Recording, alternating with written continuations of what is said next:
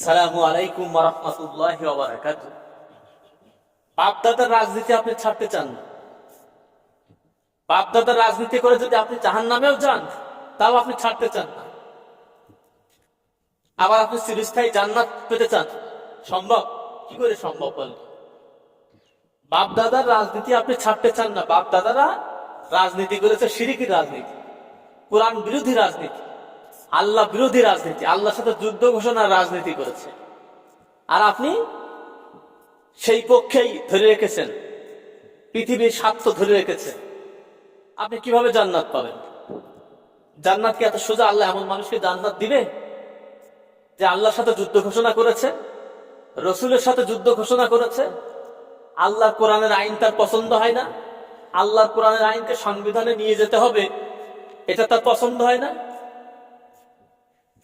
আবার আপনি জান্নাত দাবি করছেন।